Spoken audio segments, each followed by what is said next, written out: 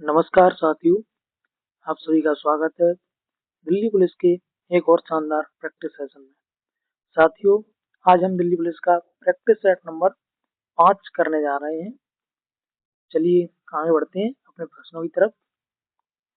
प्रश्नों पर पढ़ने से पहले आपके लिए आज फिर दो मोटिवेशनल लाइन। संघर्ष ही जीवन का सार है, संघर्ष ही जीवन का सार है, इसके बिना कोई सफलता नहीं मिलती। मेरे भाई, संघर्ष के बिना अगर आप जीवन में सफल होना चाहते हैं और आपके जीवन में संघर्ष नहीं है तो आप समझ लीजिए आप सफलता की तरफ नहीं बढ़ रहे हैं। सफलता पाने के लिए संघर्ष बहुत ही महत्वपूर्ण है। चलिए हम अपने प्रश्नों की तरफ बढ़ते हैं। आज का हम प्रैक्टिस सेशन स्टार्ट करते हैं। हमारा हमारा पहला प्रश्न है, भारत का पहला राष्ट्रीय उद्यान या फिर फर्स्ट नेशनल पार्क कौन सा है? तो साथियों, इसका सही उत्तर हो जाएगा ऑप्शन बी, जिम कॉर्बेट राष्ट्रीय उद्यान। जिम कॉर्बेट राष्ट्रीय उद्यान जिम कॉर्बेट राष्ट्रीय उद्यान उत्तराखंड में है और इसकी स्थापना 1936 में हुई थी। यह भारत का पहला राष्ट्रीय उद्यान था। चलिए हम अपने अगले प्रश्न की तरफ बढ़ते हैं। प्रश्न नंबर 2, क्रिकेट के बल्ले किस लकड़ी से बनाए जाते हैं? तो साथियों, इसका सही उत्तर हो जाएगा ऑप्शन डी, बिलो। बिलो लकड़ी से क्रिकेट के बल्ले बनाए जाते हैं। उच्च गुणवत्ता वाले बल्ले मुख्य रूप से इंग्लिश या कश्मीरी विलो लकड़ी से बनाए जाते हैं। साथियों, आप में ऐसे बहुत से लोग, हमारे प्यारे साथी, हमारे प्यारे भाई क्रिकेट खेलते होंगे तो क्रिकेट का बैट होता है, उस पर आपने लिखा देखा होगा कश्मीर विलो या फिर XYZ कोई विलो जिससे वह बैट बना है। चलिए हम अपने अगले प्रश्न की तरफ बढ़ते हैं। प्रश्न नंबर 3, नोबेल पुरस्कार जीतने वाली पहली भारतीय महिला कौन थी?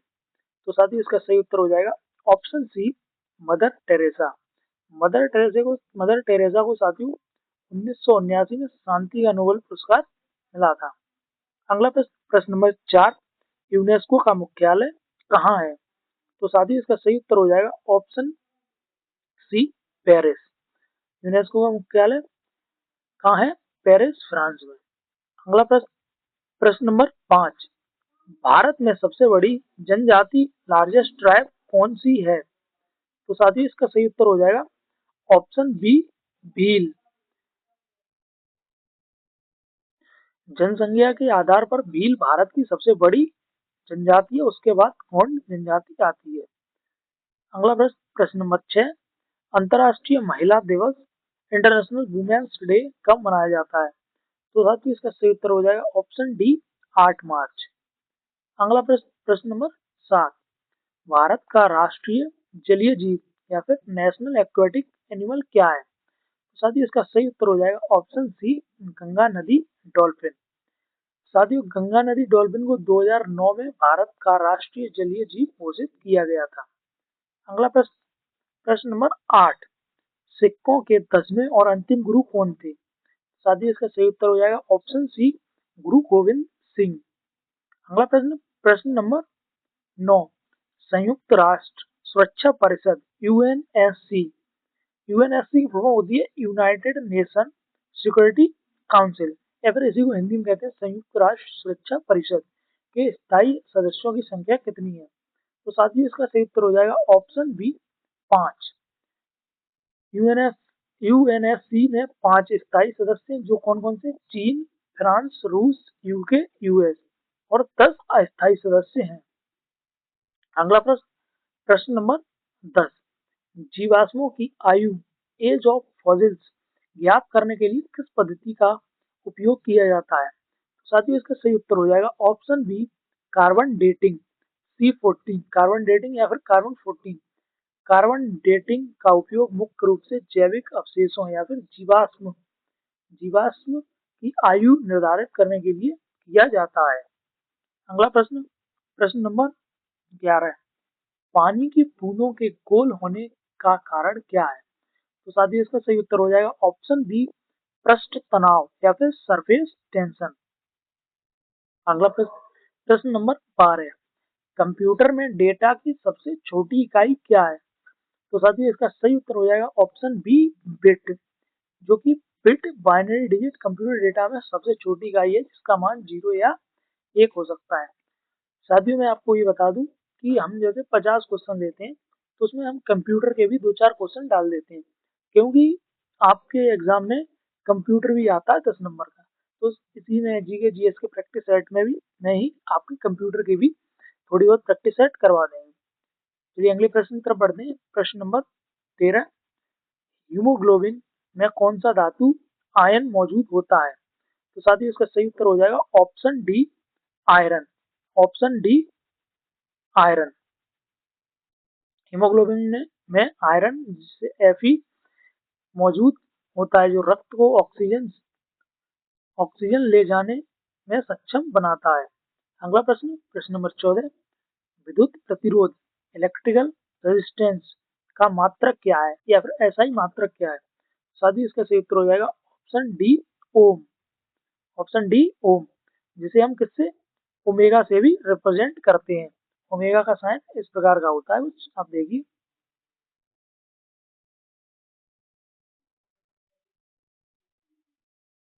चलिए अगले प्रश्न की तरफ बढ़ते हैं। प्रश्न नंबर 14, प्रश्न नंबर 15, पोलियो वैक्सीन की खोज किसने की थी? तो साथ ही इसका सही उत्तर हो जाएगा option B, Jonas Salk. Jonas Salk ने पहला निष्क्रिय पोलियो टीका, या फिर अंग्रेजी में कह लें इनएक्टिवेटेड पोलियो वैक्सीन आईपीवी विकसित किया था। अगला प्रश्न, प्रश्न नंबर 16, पौधों में क्लोरोफिल बनाने के लिए कौन सा तत्व आवश्यक है? तो साथ ही इसका सही उत्तर हो जाएगा option C, magnesium. Magnesium chlorophyll अणु का केंद्रीय धातु आयन है और इसकी अनुपस्थिति में क्लोरोफिल नहीं बन सकता। इसकी अनुपस्थिति में क्लोरोफिल नहीं बन सकता। अगला प्रश्न, प्रश्न नंबर 17, खाने का सोडा या फिर बेकिंग सोडा कहने का रासायनिक नाम क्या है? साथ ही इसका सही उत्तर हो जाएगा ऑप्शन सी, सोडियम बाइकार्बोनेट। खाने के सोडा का रासायनिक नाम सोडियम बाइकार्बोनेट, जिसका सूत्र होता है NaHCO3। अगला प्रश्न, प्रश्न नंबर 18, चुंबकीय क्षेत्र की तीव्रता में, या फिर अंग्रेजी में कह लें मैग्नेटिक फील्ड इंटेंसिटी का एसआई मात्रक क्या है? तो साथ ही इसका सही उत्तर हो जाएगा ऑप्शन बी, टेस्ला। चुंबकीय क्षेत्र तीव्रता का एसआई मात्रक टेस्ला। अगला प्रश्न, प्रश्न नंबर 19, एड्स किस वायरस के कारण होता है? तो साथ ही इसका सही उत्तर हो जाएगा ऑप्शन सी, HIV वायरस। अगला प्रश्न, प्रश्न नंबर 20, गुरुत्वाकर्षण का सार्वभौमिक नियम लॉ ऑफ यूनिवर्सल ग्रेविटेशन किसने प्रतिपादित किया था? इसका सही उत्तर हो जाएगा ऑप्शन सी, आइजैक न्यूटन। अगला प्रश्न, प्रश्न नंबर 21, भारत में सबसे पहले सूर्योदय किस राज्य में होता है? तो साथ ही इसका सही उत्तर हो जाएगा ऑप्शन बी, अरुणाचल प्रदेश। अरुणाचल प्रदेश में क्यों होता है? क्योंकि आपको पता है सूर्य पूरब से उगता है। पूर्व से उगता है, तो भारत का सबसे पूर्वी राज्य होने के कारण अरुणाचल प्रदेश में सबसे पहले सूर्योदय होता है। पूर्व से उगता है, जो पूर्व में पहले पड़ेगा वहां सबसे पहले सूर्य दिखाई देगा। इस वजह से अरुणाचल प्रदेश में सबसे पहले सूर्य उगता है।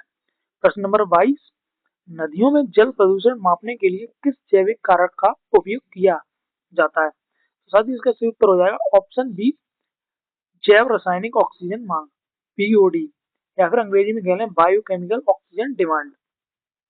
अगला प्रश्न, प्रश्न नंबर 23, केवलादेव घाना राष्ट्रीय उद्यान किस के लिए प्रसिद्ध है? तो साथ ही इसका सही उत्तर हो जाएगा ऑप्शन सी, साइबेरिया क्रेन और प्रवासी पक्षी। केवलादेव घाना राष्ट्रीय उद्यान राजस्थान में एक विश्व धरोहर स्थल है, यानी कि यूनेस्को साइट है, जो प्रवासी पक्षी के लिए महत्वपूर्ण शीतकालीन प्रजनन स्थल है। अगला प्रश्न, प्रश्न नंबर 24, पेट्रोलियम किस प्रकार की चट्टानों में पाया जाता है? तो साथ ही इसका सही उत्तर हो जाएगा ऑप्शन बी, अवसादी या फिर सेडिमेंट्री। पेट्रोलियम तेल और प्राकृतिक गैस अवसादी चट्टानों में पाए जाते हैं, जो जैविक पदार्थों के जमाव से बनती है। अगला प्रश्न, प्रश्न नंबर 25, भारत की सबसे बड़ी कृत्रिम झील लार्जेस्ट आर्टिफिशियल लेक कौन सी है? तो साथ ही इसका सही उत्तर हो जाएगा ऑप्शन सी, गोविंद बल्लभ पंत सागर।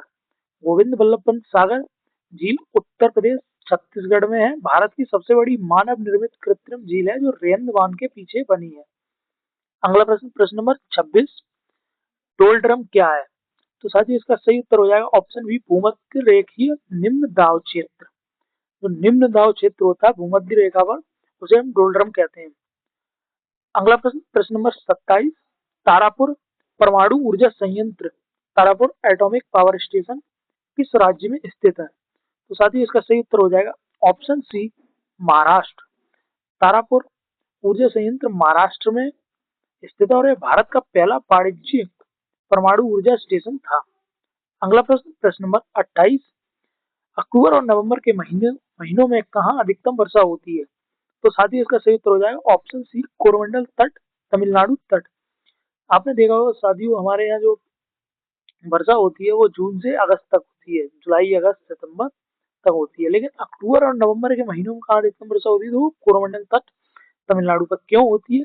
चलिए इसका कारण जानते हैं। अक्टूबर नवंबर में उत्तर पूर्वी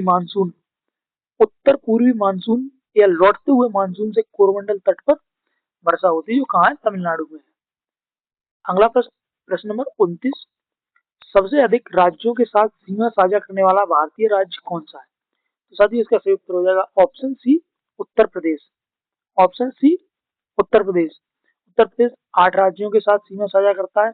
कौन कौन से राज्य? उत्तराखंड, हिमाचल प्रदेश, हरियाणा, राजस्थान, मध्य प्रदेश, छत्तीसगढ़, झारखंड और बिहार।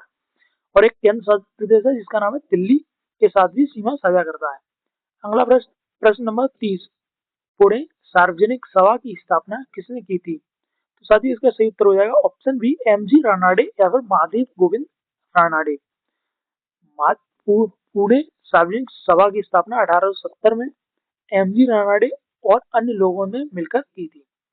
अगला प्रश्न, प्रश्न नंबर 31, हर्षचरित के लेखक कौन है? तो साथियों इसका सही उत्तर हो जाएगा ऑप्शन बी, बाणभट्ट। हर्षचरित राजा हर्षवर्धन की जीवनी है जिसे उनके दरबारी कवि बाणभट्ट ने संस्कृत में लिखा था। अगला प्रश्न, प्रश्न नंबर 32, प्लासी की लड़ाई के समय बंगाल का नवाब कौन था? तो साथियों इसका सही उत्तर हो जाएगा ऑप्शन बी, सिराजुद्दौला। 23 जून 1757 को प्लासी की लड़ाई हुई जिसमें सिराजुद्दौला एक तरफ था और रॉबर्ट क्लाइव जो अंग्रेजी सेना का नेतृत्व कर रहा था। अगला प्रश्न, प्रश्न नंबर 33, दिल्ली के लाल किले का निर्माण किसने करवाया? तो साथियों इसका सही उत्तर हो जाएगा option C, Shahjahan. Option C, Shahjahan. Delhi में लाल किले का निर्माण शाहजहां ने करवाया था। उसने अपनी राजधानी आगरा से दिल्ली स्थानांतरित की थी, तब करवाया था। अगला प्रश्न, प्रश्न नंबर 34, भारत का राष्ट्रीय गीत वंदे मातरम पहली बार कब गाया गया था? तो साथियों इसका सही उत्तर हो जाएगा ऑप्शन बी, 1896। वंदे मातरम पहली बार 1866 में कलकत्ता में भारतीय राष्ट्रीय कांग्रेस के अधिवेशन में गाया गया था। अगला प्रश्न, प्रश्न नंबर 35, खिलाफत आंदोलन, खिलाफत मूवमेंट के मुख्य नेता कौन थे? तो साथियों इसका सही उत्तर हो जाएगा ऑप्शन बी, अली बंधु, शौकत अली और मोहम्मद अली। अगला प्रश्न, प्रश्न नंबर 36, इब्न बतूता किसके शासनकाल में भारत आया था? तो साथियों इसका सही उत्तर हो जाएगा ऑप्शन सी, मोहम्मद बिन तुगलक। किसके शासनकाल में? ऑप्शन सी, मोहम्मद बिन तुगलक। मोरक्को का यात्री था इब्न बतूता जो मोहम्मद बिन तुगलक के शासनकाल में भारत आया था। उसने अपनी किताब किताबुल रहला भी लिखी थी। और साथियों आपको याद रखना पड़ेगा, जो इब्न बतूता था वो चाइना भी गया था मोहम्मद बिन तुगलक के समय राजदूत बन के। अगला प्रश्न, प्रश्न नंबर 37, त्रिरत्न या फिर थ्री ज्वेल्स सिद्धांत किस धर्म से संबंधित है? तो साथियों इसका सही उत्तर हो जाएगा ऑप्शन बी, जैन धर्म। अगला प्रश्न, प्रश्न नंबर 38, 74वां संविधान संशोधन 74th कॉन्स्टिट्यूशनल अमेंडमेंट किससे संबंधित है? साथियों इसका सही उत्तर हो जाएगा ऑप्शन सी, नगर पालिकाएं। 74वां संविधान संशोधन 1992 में हुआ था। शहरी स्थानीय निकाय यानी नगर पालिकाओं जो भाग 9A में है, 12वीं अनुसूची में। साथियों आपको मैं एक चीज बता दूं, जैसे एक ये प्रश्न है, इसका उत्तर हो गया ऑप्शन सी। ये तो आपको याद रखना ही है। साथ में ही मैं आपको बता रहा हूँ 74वां संविधान संशोधन कब हुआ था? 1992 में। तो आपको ये डेट भी याद रखनी है। उसके साथ साथ नगर पालिकाएं कौन से भाग में आती है? 9A या फिर 9A और 12वीं अनुसूची में। तो आपको ये भी याद रखना है। आपके साथ साथ यहाँ पे 2-3 प्रश्न तैयार हो जाते हैं जो आपको याद रखने हैं। अगला प्रश्न, प्रश्न नंबर 39, भारत की संचित निधि कंसोलिडेटेड फंड ऑफ इंडिया पर किसका नियंत्रण होता है? साथ ही इसका सही उत्तर हो जाएगा ऑप्शन बी, संसद। भारत की संचित निधि से कोई भी पैसा संसद की पूर्व अनुमति या फिर विनियोग विधेयक द्वारा के बिना नहीं निकाला जा सकता है। संसद की पूर्व अनुमति नहीं होगी तब तक नहीं निकाला जा सकता। प्रश्न नंबर 40, बजट शब्द का उल्लेख भारतीय संविधान के किस अनुच्छेद में है? तो आपके ऑप्शन है अनुच्छेद 110, अनुच्छेद 112, अनुच्छेद 111 और इनमें से कोई नहीं। और इसका सही उत्तर हो जाएगा इनमें से कोई नहीं, क्योंकि संविधान में बजट शब्द का उल्लेख है ही नहीं। इसके स्थान पर वार्षिक वित्तीय विवरण या फिर एनुअल फाइनेंशियल स्टेटमेंट का उल्लेख है, जो अनुच्छेद 112 में है। अगला प्रश्न, प्रश्न नंबर 41, संविधान सभा के स्थायी अध्यक्ष या फिर परमानेंट चेयरमैन कौन थे? साथ ही इसका सही उत्तर हो जाएगा ऑप्शन सी, डॉक्टर राजेंद्र प्रसाद। डॉक्टर राजेंद्र प्रसाद को 11 दिसंबर 1946 को संविधान सभा के स्थायी अध्यक्ष चुना गया था, और जो पहली बैठक हुई थी 9 दिसंबर 1940 को, उसमें अस्थायी अध्यक्ष डॉक्टर सच्चिदानंद सिन्हा जी को चुना गया था। अगला प्रश्न, प्रश्न नंबर 42, राज्यपाल या फिर गवर्नर की नियुक्ति कौन करता है? तो साथ ही इसका सही उत्तर हो जाएगा ऑप्शन सी, राष्ट्रपति। राज्यपाल को राष्ट्रपति द्वारा नियुक्त किया जाता है। वह राष्ट्रपति के पश्चात पर्यंत या फिर प्लेजर पद धारण करता है।